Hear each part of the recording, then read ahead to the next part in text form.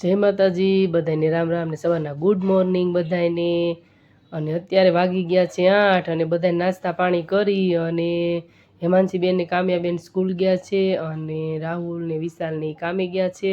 અને આપણે જો કેળા લઈ આવ્યા હતા વાડીએથી કાચા, એની વેફર બનાવી અને થોડાક પડ્યા હતા એને આપણે ઘઉંમાં એક દિવસ રાખ્યા હતા તો એ પાકી ગયા છે। ઘઉંમાં ન રાખ્યા હોત તોય પાકી જાત, પણ આ પહેલી વાર આપણે કાચા કેળા પકવા એટલે કીધું કેવી રીતે પાકે ખબર નહીં, પણ જો મસ્ત પાકી ગયા।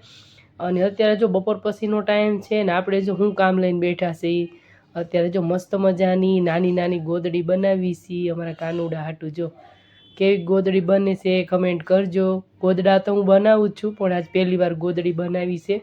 અને આ જો જૂના કપડાં બધા લઈ લીધા છે એને બધા તોડી અને આપણે જો આ ગોદડી બનાવી છે।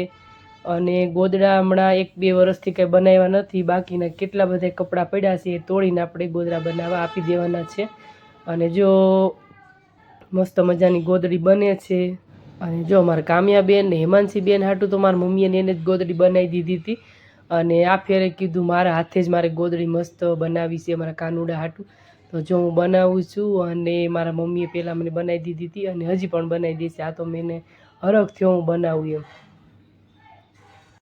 અને હાલો આપણે નટખટ કામ્યાબેન ઉપડ્યા છે અત્યારે ટ્યુશનમાં અને અત્યારે વાગી ગયા છે 4। કામ્યાબેન જાય છે ટ્યુશનમાં ને હાથમાં છે કાચી કેરી। જો કામ્યાબેન કે હાલે મારા દફતરમાં નાખી દે ને હું ટ્યુશનમાં ખાઈશ, મારા બેનપણીઓને આપીશ, એને છે ને કાચી કેરી બહુ જ ભાવે એટલે કામ્યાબેન જો બેગમાં પણ લઈ જઈશ કાચી કેરી। અને બેન તો ઉપડ્યા છે અત્યારે ટ્યુશનમાં કેમ કે બેનને અત્યારે ચાલે છે પેપર।